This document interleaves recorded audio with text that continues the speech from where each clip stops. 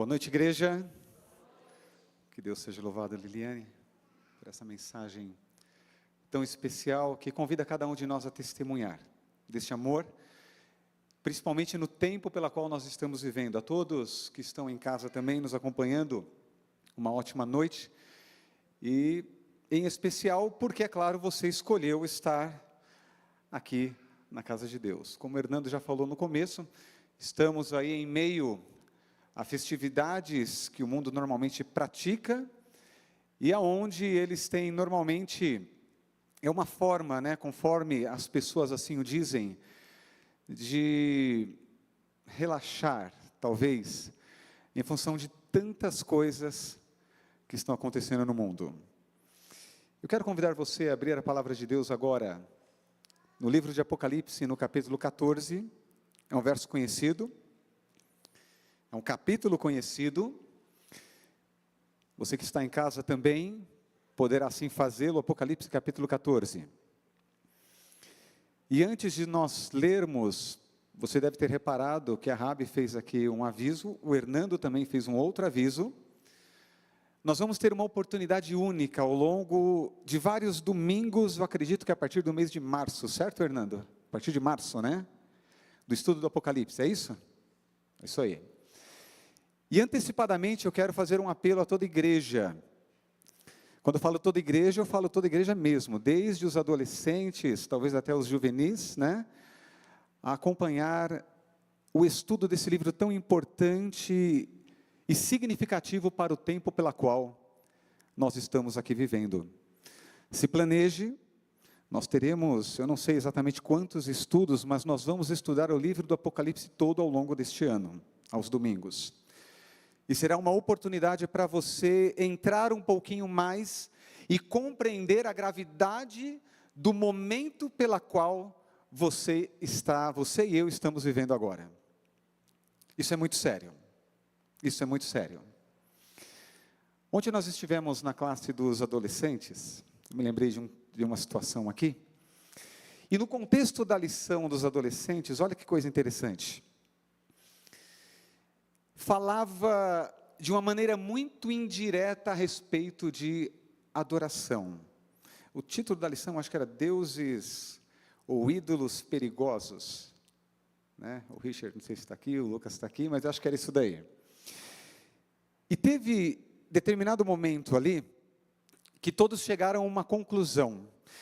Eu passei um vídeo ali para o pessoal que está no som. Irmão, será que vocês conseguem colocar aquele vídeo curtinho? É um vídeo de 28 segundos, acho que é isso, né?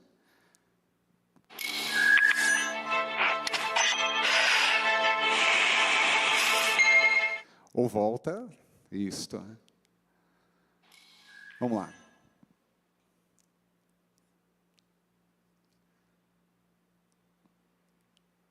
Está com problema no som.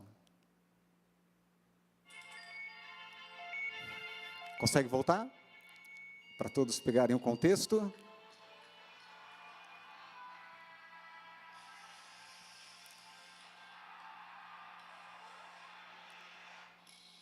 Isto.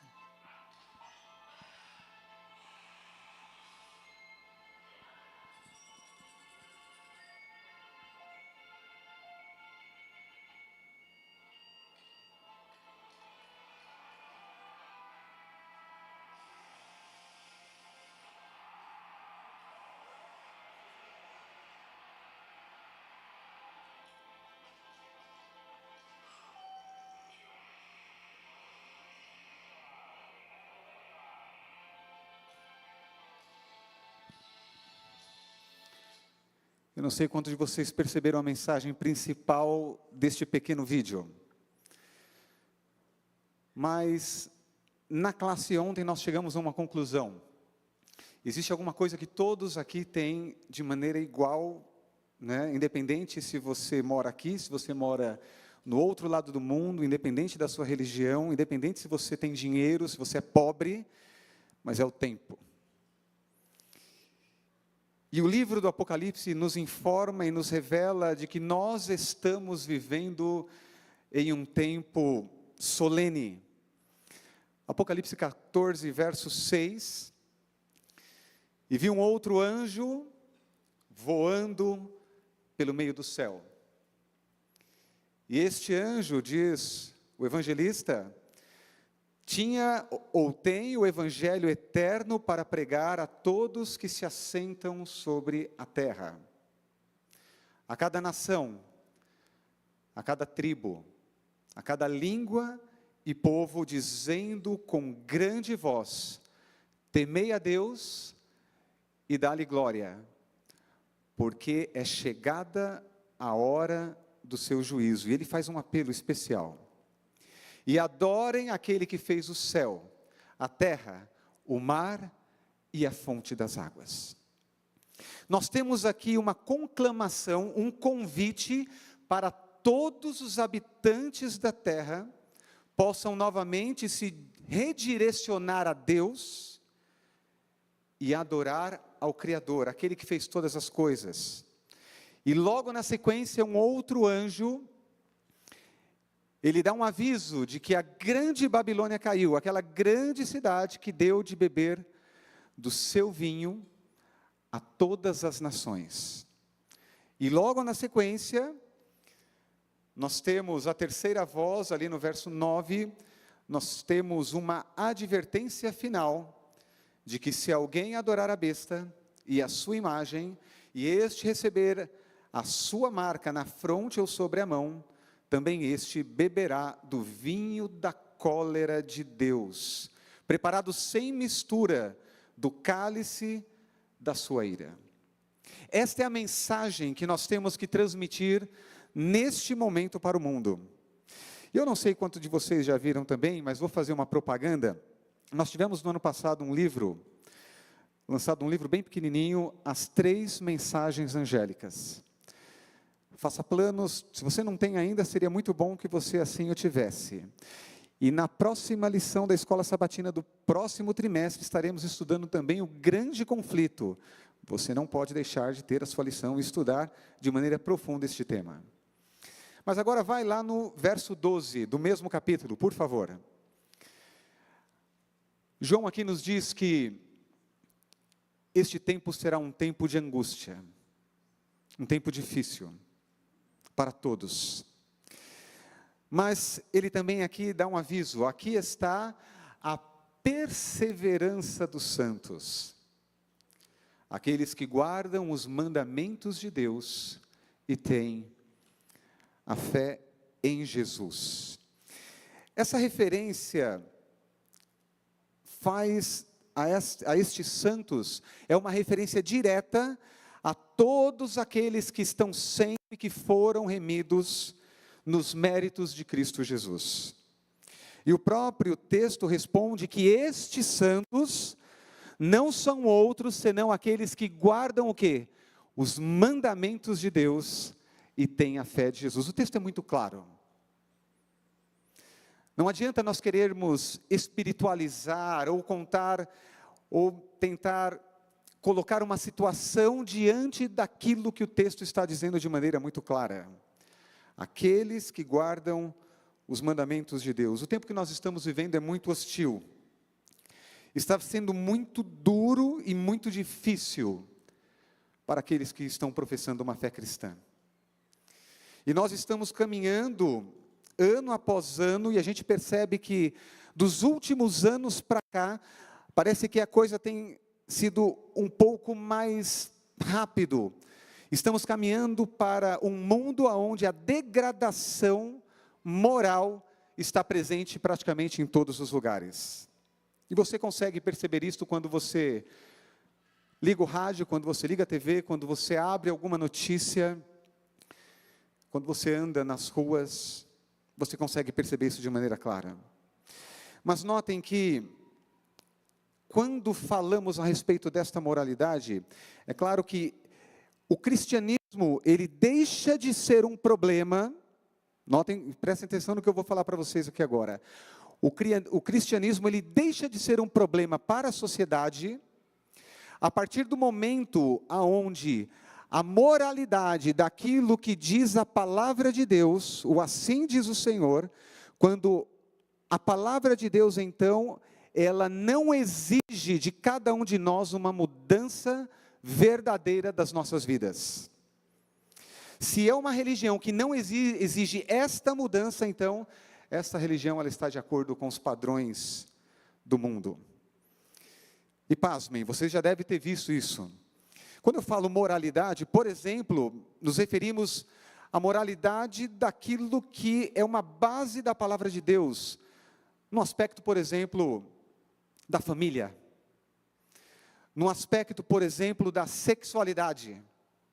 O mundo normalmente tem pregado algo contrário a isso, e se você tem uma posição firme na palavra de Deus, naquilo que a palavra de Deus diz para nós, você então começa a criar um problema para o mundo. Ainda mais essas teorias woke, essa geração que está transfigurando completamente aquilo que diz a palavra de Deus.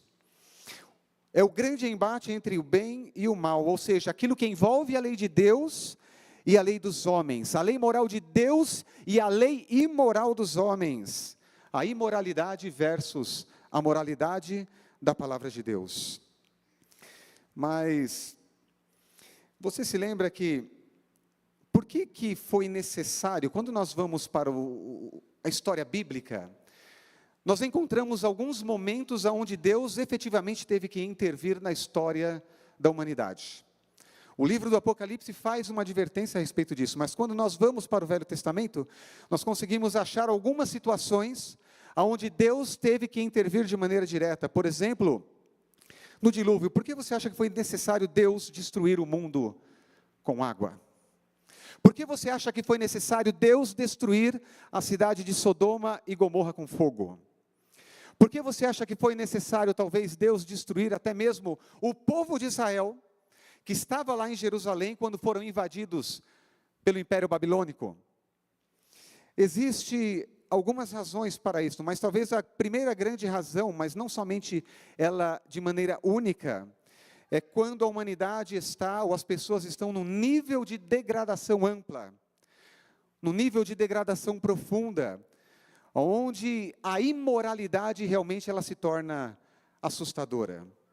Mas um segundo aspecto que é extremamente importante para que Deus intervenha, para que Ele se levante do seu trono e fale, agora chega, basta, eu vou dar um jeito nessa situação, é um outro aspecto, aonde é refletida a intolerância do mundo, preste atenção, quando o mundo reflete uma intolerância, para aqueles que não querem viver segundo este tipo de moralidade que as pessoas estão pregando aí fora, ou seja, uma ditadura da moralidade, quando isso é imposto à consciência das pessoas, aí Deus ele toma uma providência. E percebam que a gente tem percebido algumas histórias que se talvez, ou alguns relatos que se talvez isso fosse contado há uns 20 anos atrás, você ia falar, não é possível. Uma situação dessa. Até recentemente, até aqui no Brasil, eu não sei em que ano, alguma escola, eu não sei em que município aqui de São Paulo, escolas públicas, elas haviam sido proibidas, dentro da sala de aula, por exemplo, de falar ou fazer alguma referência de religião, em especial, por exemplo, os professores eram proibidos de fazer qualquer tipo de referência ao Deus bíblico, ou aquilo que a Bíblia tratava como moralidade, sobre até como posso dizer, o risco de serem processados segundo a lei. Mas rapidamente ali a Assembleia dos Deputados da cidade, eu não sei que cidade que era, eles se movimentaram, porque isso repercutiu de maneira muito grande, até no Brasil inteiro, e eles meio que derrubaram. Mas notem que no mundo, se você vai, por exemplo, para alguns países talvez um pouquinho mais desenvolvidos, principalmente no mundo ocidental, você já começa a perceber que existem algumas leis onde as pessoas são proibidas de falar de Deus dentro da sala de aula. Existem alguns países onde o professor, em vez de saber aonde a pessoa mora, ele pergunta para os alunos qual que é o gênero sexual dos alunos. Isso está... Então a gente começa a perceber que o mundo tem caminhado de maneira muito rápida aquilo que nós entendemos como uma imoralidade, segundo os padrões bíblicos, generalizada. E quando isto começa a ser imposto para as pessoas, Deus, Ele toma então uma providência. Lembra-se também lá em Sodoma, quando os homens da cidade tentaram invadir a casa de Ló, porque na casa de Ló, os anjos que haviam ido até a cidade, a fim de resgatar Ló e sua família, eles tiveram que entrar na casa de Ló. Em determinado momento, a cidade inteira cercou a casa de Ló, pedindo para que aqueles dois seres, que embora estivessem na forma humana, eles queriam praticar algumas imoralidades com aqueles seres celestiais. Notem que coisa. É neste momento que Deus então intervém, e o mundo está caminhando rapidamente para essa direção. Então a mensagem dos 3 anjos, a mensagem de Apocalipse capítulo 14, verso 6, ela se faz urgente para o nosso tempo, ela se faz urgente para as nossas vidas. Se existe um momento na história que precisa desta proclamação, este momento é hoje, o tempo é agora. O que significa a expressão para você, talvez, temer a Deus e dar glória ao seu santo nome? Abra sua Bíblia em Gênesis capítulo 22, no verso 12. Gênesis capítulo 22, no verso 12. O que você acha que significa temer a Deus? Vamos ver lá? É claro que existem muitos versos dentro da palavra de Deus que nos levam a ter uma compreensão clara do significado de temer a Deus. Capítulo 22, no verso 12. Você conhece a história? Quando Abraão foi para sacrificar o seu filho Isaque, conforme uma ordem que Deus havia dado a ele, notem aqui o que aconteceu. Então lhe disse, próprio Deus falando com Abraão: não estendas a mão sobre o rapaz, e nada lhe faças, porque agora eu sei, Abraão, que você teme a Deus. Portanto, você não negou o teu filho, você não negou para mim o teu único filho. Você consegue perceber de maneira clara aqui, quando Deus se dirige a Abraão, e quando Deus revela a Abraão: agora eu sei que você realmente me teme. Por que isto? Porque Abraão havia obedecido de maneira muito clara a uma ordem que Deus havia dado. O temer a Deus, então, é obedecer às ordens que Deus, através da sua palavra, diz a cada um de nós de maneira diária. A cada culto, talvez, a cada música, a cada hino que você escuta. Talvez uma pessoa que fale com você, uma pessoa que leve uma mensagem para você. Você começa a temer a Deus quando você começa a obedecer o assim diz o Senhor. Sabe, irmãos, a palavra temer do grego, ela tem vários significados. Mas eu queria comentar alguns aqui com vocês. Temer a Deus significa reconhecer a autoridade de Deus. Você tem reconhecido a autoridade de Deus sobre a sua vida? Você tem reconhecido a autoridade de Deus sobre a palavra que Ele deixou para você e para mim revelada? Você tem reconhecido a soberania de Deus? Que Ele está no controle de todas as coisas. Embora o mundo possa parecer um caos, Ele ainda continua no controle de todas as coisas. Você tem reconhecido a grandeza de Deus na sua vida? Você tem reconhecido a onipotência de Deus? Você tem reconhecido a onisciência de Deus, a onipresença de Deus e, em especial, você tem reconhecido a profundidade do amor e da bondade de Deus na sua vida? De algum tempo para cá, né, e a gente tem visto agora no chat, fazia um tempo que eu não conversava assim com meu pai, E a Cleide sempre pega no meu pé para ligar para o meu pai. E eu sou meio cabeçudo nisso mesmo. Mas hoje eu liguei para ele. E na semana passada foi o enterro do sogro do meu irmão. Eu já tinha pedido oração para os irmãos aqui nas quartas-feiras. Estava com câncer no cérebro. Teve câncer no cérebro alguns anos atrás. Metade do cérebro foi retirado. E por um milagre ele sobreviveu. Só que em setembro do ano passado, novamente ele começou a sentir algumas coisas e foi fazer alguns exames e já estava com câncer na outra parte do cérebro. E aí não tem muito mais o que fazer. Mas você tem percebido a quantidade de doenças que tem afligido o povo de Deus nos últimos anos? E notem, irmãos, não é somente nesta casa de oração. Se você começar a conversar, talvez, com outras pessoas, parece que o mundo...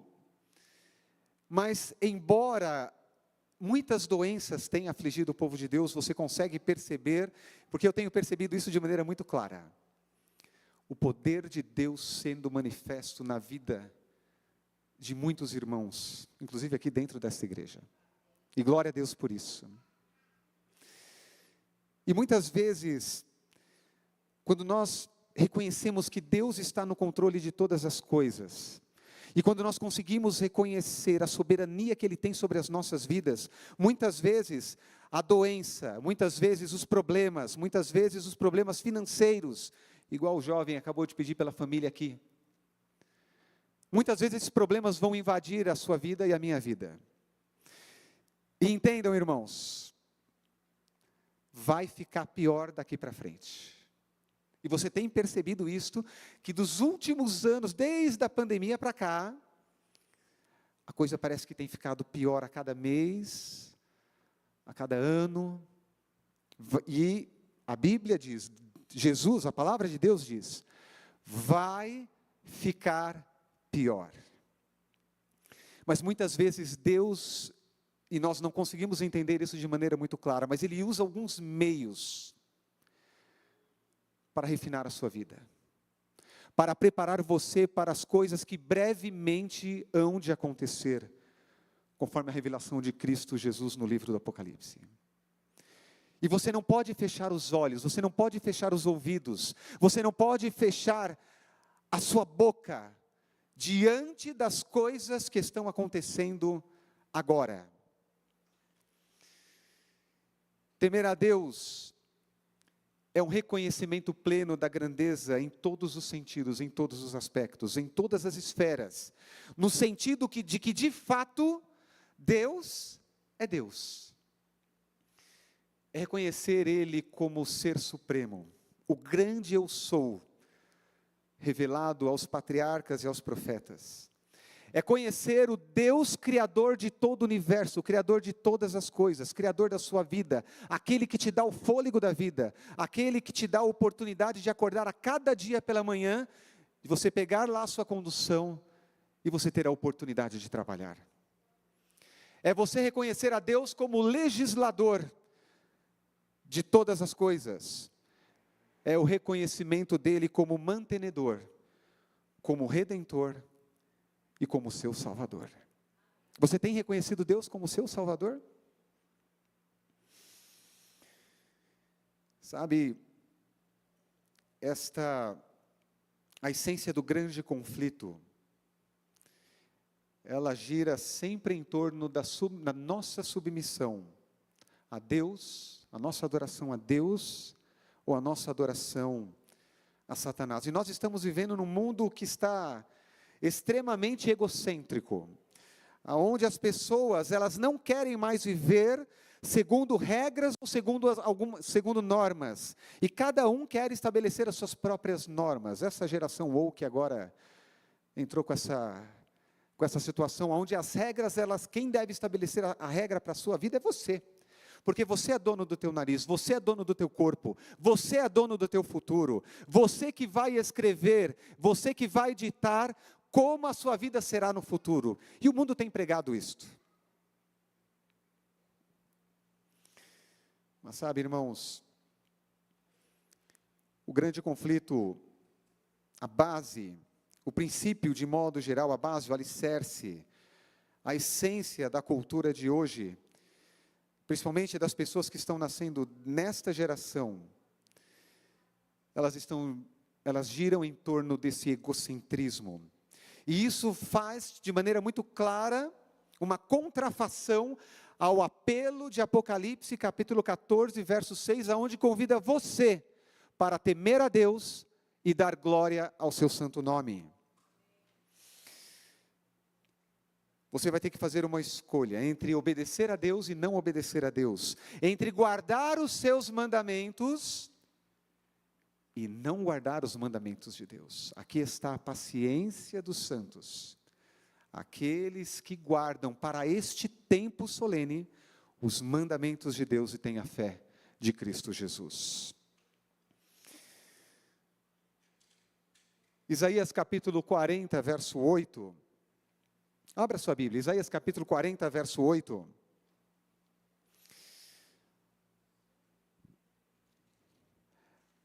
O profeta Isaías faz uma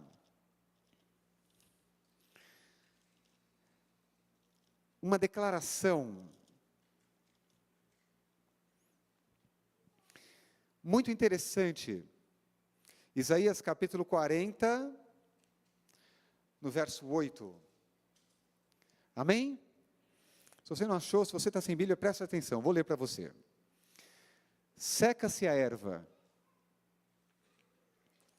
e cai a sua flor, mas a palavra de Deus, ela permanece o quê? Para sempre. Amém? Glória a Deus por isso, ou eternamente. Seca-se a erva, cai a flor, mas a palavra de Deus, meus queridos, ela permanece eternamente, ela permanece para sempre. Ela não está condicionada ao tempo, ela não está condicionada ao passado, ela não está condicionada ao teu presente, e ela não estará condicionada ao teu futuro, porque a palavra de Deus diz que ela permanece para sempre. Ela não está condicionada à ótica do mundo, à perspectiva do mundo de agora, aos caprichos pessoais, aos seus desejos e aos meus desejos pessoais, as nossas ambições pessoais, mas ela está centrada unicamente naquilo que Deus diz através da sua palavra. E eu acredito não, a palavra de Deus diz, e Paulo deixou isso de maneira muito clara, que à medida que nós nos aproximarmos no tempo do fim, o grande conflito que vai conclamar as pessoas a tomarem uma decisão de quem eles vão adorar, está relacionado de maneira muito direta a isso daqui, ó, na mente. Porque é na sua mente e na minha mente que nós tomamos que nós tomamos todas as nossas decisões. E é interessante que lá em Colossenses, não vamos ler, mas lá em Colossenses, capítulo 3, verso 2, Paulo ele faz um apelo para que nós pensemos nas coisas que são do alto. Para que você pense nas coisas que são de Deus. Para que nós tenhamos uma cultura e começamos a cultivar uma cultura espiritual em nossas mentes. E isso você consegue fazer de maneira muito clara, como? Quando você pega lá o seu celular para ver alguma coisa. Quando você pega talvez um livro para ler. Quando você liga talvez a sua televisão. Quando você liga talvez lá no Netflix. Quando você pega talvez o celular para ver lá o TikTok, talvez o Instagram. À medida das decisões que nós vamos fazendo, nós vamos começando a alimentar a nossa mente, e aquilo vai tomando conta da nossa mente, vai formando o nosso caráter. Eu não sei quantos de vocês estiveram aqui na última quarta-feira, a Lori pregou aqui. E eu não sei se vocês perceberam que os estudos, até talvez diferentes, daquilo que eu pensava, da formação do caráter das crianças, quando que ele começa? E a Lori disse aqui, isso é desde ali do ventre. A partir do momento que a criança nasce, ela já começa a ter a formação do seu caráter. E quando ela está, e aí é uma coisa inacreditável, né? Quando a criança está com seus 3 ou 4 anos, o caráter dela praticamente já está formado. E como que as crianças formam o caráter delas hoje? E não é na escola, que nós sabemos disso, né?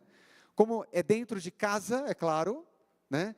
Mas é mediante o exemplo dos pais, ou é mediante as babás que os pais deixam com as crianças? Porque o mundo está muito corrido.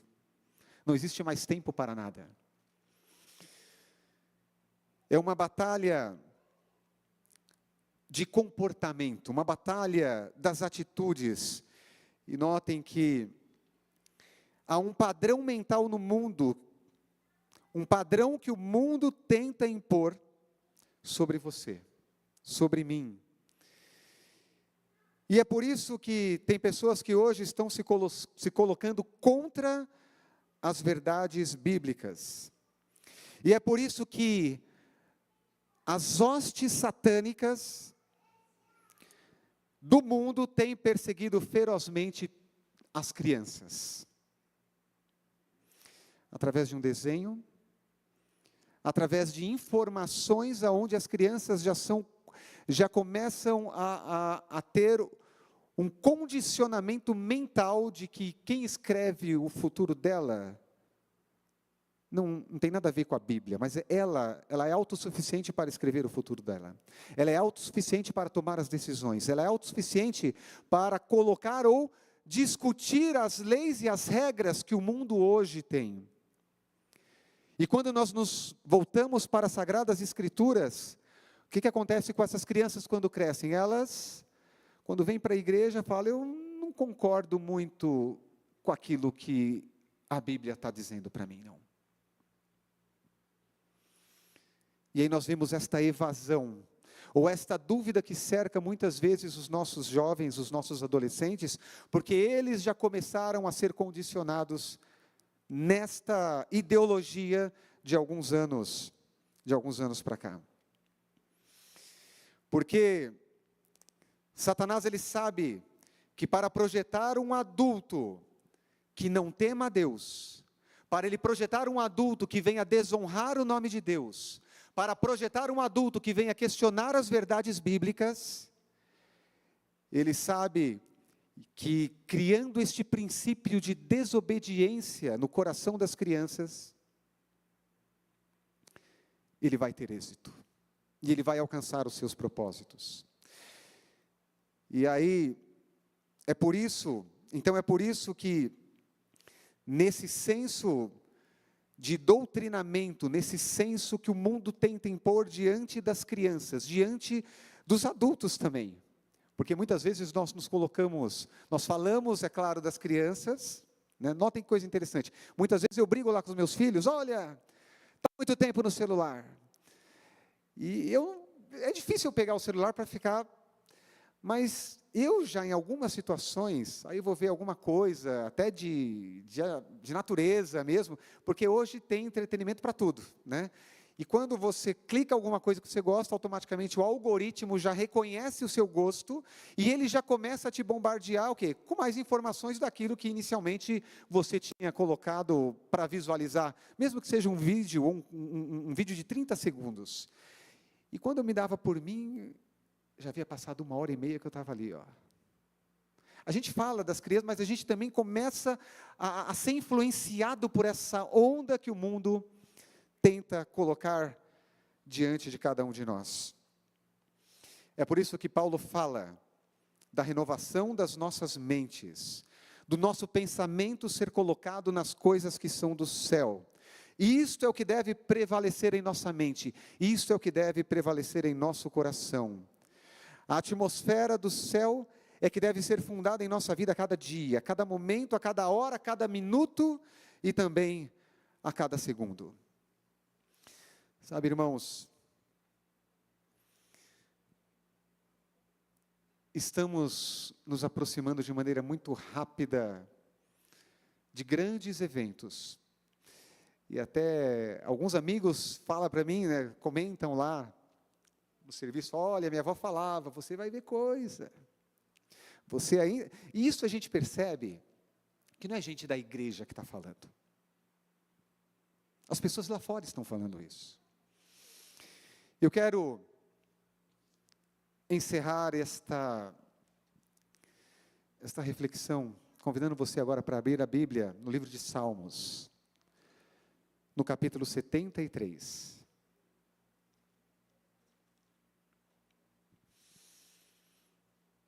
Salmos, capítulo 73. E notem que, no contexto de tudo aquilo que nós falamos até agora,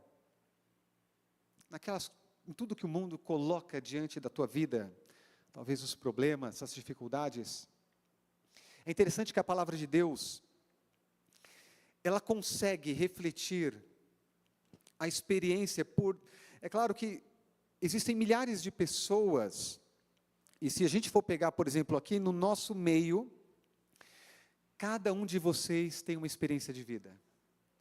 Cada um de vocês é uma história. Cada um de vocês é uma experiência de expectativas em relação ao futuro. Cada um de vocês vai ter uma história, talvez, de vida, de amargura, de tristeza, de problemas.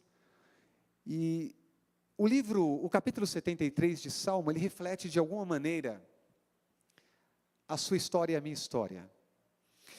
Este salmo que foi escrito por Asaf, ele era um homem que costumeiramente ia ao templo de Deus. Ele honrava ao Criador. Ele entregava ali o seu dízimo. Ele vinha aos cultos de domingo, aos cultos de quarta-feira. Ele participava das semanas de oração que haviam na época dele. Mas mesmo estando dentro da igreja, ele estava incomodado. E ele clama a Deus. Note aqui que no verso 2, quanto a mim, porém, quase me resvalaram os pés. E notem que pouco faltou para que se desviassem os meus passos. Ele que estava quase saindo da igreja. E notem que no verso 3 ele faz um apelo. Pois eu invejava os arrogantes, ao ver a prosperidade também dos perversos. E o verso 4, para eles, era como se não houvesse preocupações. O seu corpo é sadio, a doença não invadia o coração das pessoas que não estavam adorando a Deus. O corpo deles era sadio. Eles, no verso 5, não partilham das canseiras dos mortais, e nem são afligidos como, por exemplo, os outros homens, como eu sou afligido. E ele começa ali a fazer um apelo diante de Deus, porque quando eu olhava para fora, era como se as pessoas tivessem sucesso, era como se a impressão que ele tinha, que as pessoas lá fora não tivessem doença, e as pessoas participavam das festas, e ele estava ali sendo afligido, sendo talvez castigado, com dúvidas, porque ele estava na casa do Senhor, mas ele tinha dúvidas, porque ele só via as coisas dando certo do lado de fora. Então, o que eu estou fazendo aqui dentro? Eu vou lá para fora também. E notem aqui que no verso 9, contra os céus desandam a boca, e a sua língua percorre a terra. E por isso o seu povo se volta para eles, e os tem por fonte de que bebe a largos sorvos. E diz, como sabe Deus? Acaso há conhecimento no Altíssimo? Eis, no verso 12, eis que são estes os ímpios, e sempre tranquilos, aumentam as suas riquezas. Olha que coisa interessante. Tudo dava certo para os ímpios. Com efeito, no verso 13, olha que palavra forte. Com efeito, inutilmente eu conservei puro o coração e lavei as mãos na inocência. Ele tinha chegado a uma conclusão. Tudo que eu estou fazendo dentro da casa de Deus é o quê? Inútil. Não serve para nada, porque eu deveria estar lá fora. Eu deveria estar no carnaval. Eu deveria estar aproveitando com as outras pessoas. Olha que coisa impressionante. Mas alguma coisa extraordinária acontece. Alguma coisa incrível acontece na vida de Asaf. Leia no verso 17. Até que eu entrei, algum dia, de uma maneira especial, até que eu entrei no santuário de Deus e vi qual era o fim de todas aquelas pessoas. Sabe, irmãos, eu tenho particularmente comigo, eu não sei se você vai compartilhar da mesma conclusão que eu tirei aqui. Asaf, ele era um cantor. Ele estava sempre na casa de Deus louvando. Mas no fundo parece que faltava alguma coisa na vida dele. Mas em algum momento, num dia que nós não sabemos como, ele entra no templo de Deus, e eu particularmente entendo que Deus deu uma revelação especial para Asaf. E de alguma maneira, quando ele olhou para o futuro, quando Deus estabelecendo o seu reino aqui neste mundo, e quando ele olhou para este reino, quem que ele contemplou que estava lá no reino? Todos aqueles que estavam sofrendo. Todos aqueles que permaneceram perseverantes. Aqui está a paciência dos santos. Ele contemplou todos aqueles que haviam sido castigados, que haviam sido moídos pelas dificuldades, mas que ainda assim haviam permanecido o quê? Fiéis à palavra do Senhor. Mas quando ele contempla o futuro, quem que ele não vê lá? Ele não vê os ímpios.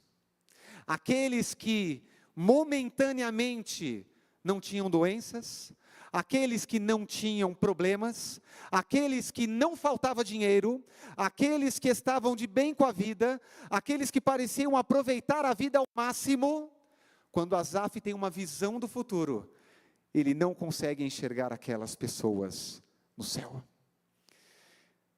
As pessoas que estarão no céu, que estarão diante de Deus, diante de Cristo e diante do Espírito Santo, são as pessoas que perseverarem, serão as pessoas que se apegarão à palavra de Deus, assim diz o Senhor. A Liliane vai cantar um hino agora. E este hino eu quero que você preste muita atenção. Porque este hino, muitas vezes, ele vai refletir a tua vida, a tua verdade. Porque ele fala que muitas vezes no seu momento de tristeza, muitas vezes na sua casa, no seu momento de dor, aonde, da mesma maneira como Asaf teve esse sentimento, como é difícil continuar em meio a este mundo cheio de tantos problemas, de tantas tribulações, de tanta dor, um mundo de tantas doenças. Mas, quando você dobrar o seu joelho, quando você perseverar diante da promessa que Deus fez para você, você vai poder ver que você não está sozinho. Que Cristo continua ao seu lado, independente das coisas que acontecerem com você. Porque Jesus, Ele sim, é o seu amigo fiel.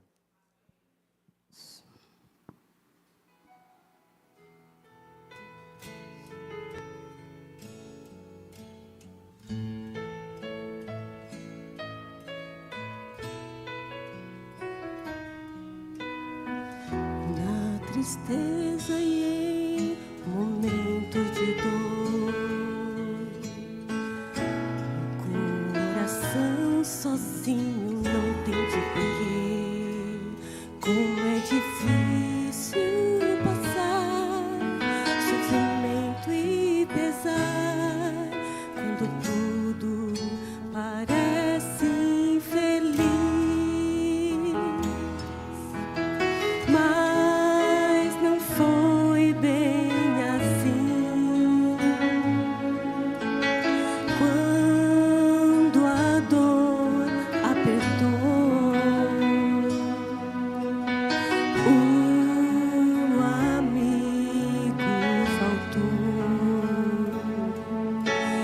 tristeza parecia sem fim. Eu orei e pedi força, paz e poder. Só então pude ver que não estava sozinha, pois Jesus estava perto de mim.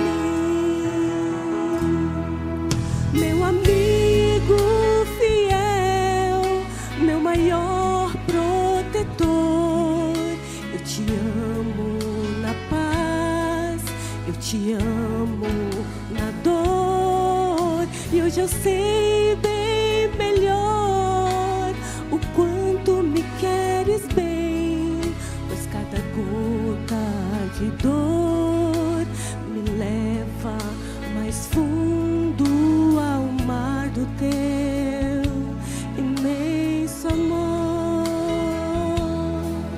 Meu amigo fiel, meu maior protetor, eu te amo na paz, eu te amo na dor, e hoje eu sei bem melhor o quanto me queres bem, pois cada gota de dor me leva mais fundo ao mar do teu imenso amor.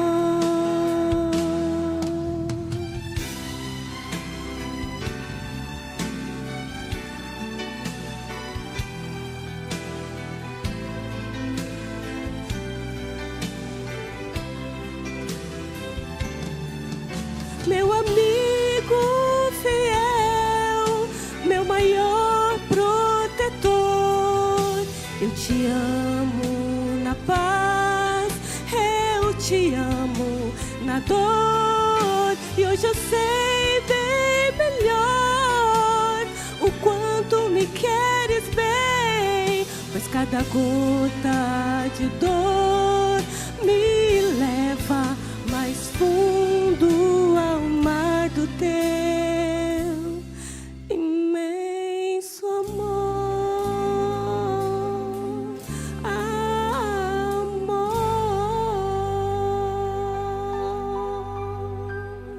Amém. Amém. Glória a Deus. Fique em pé.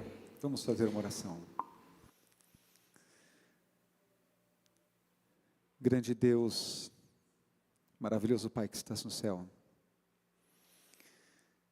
Obrigado, Senhor, pela revelação do teu infinito amor manifestado na cruz do Calvário.